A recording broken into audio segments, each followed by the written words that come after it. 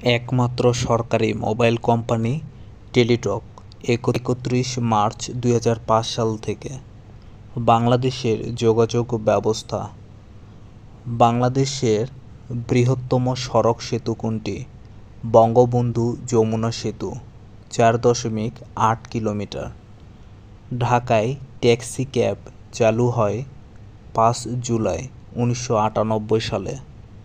খিলগাঁও ফ্লাইওভারটি গাড়ি চলাচল করার জন্য খুলে দেয়া হয় ২৩ মার্চ ২০০৫ সালে। মহাখালী ফ্লাইওভারের নির্মাণ কাজের উদ্বোধন করা হয় ১৯ ডিসেম্বর ২০০১ সালে।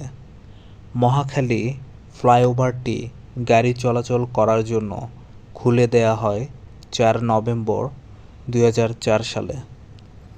মহাখালী ফ্লাইওভারের নির্মাণ ব্যয় কত? ১১৩,৫২,০০,০০০ টাকা। মহাখালী ফ্লাইওভারের দৈর্ঘ্য ও প্রস্থ কত? দৈর্ঘ্য ৬৬৭.৭৪ মিটার এবং প্রস্থ ১৭.৯০ মিটার। মহাখালী ফ্লাইওভারের স্প্যানের সংখ্যা কতটি? ১৯টি। মহাখালী ফ্লাইওভারের র্যাপের দৈর্ঘ্য কত? ১৭৭.৭১ মিটার।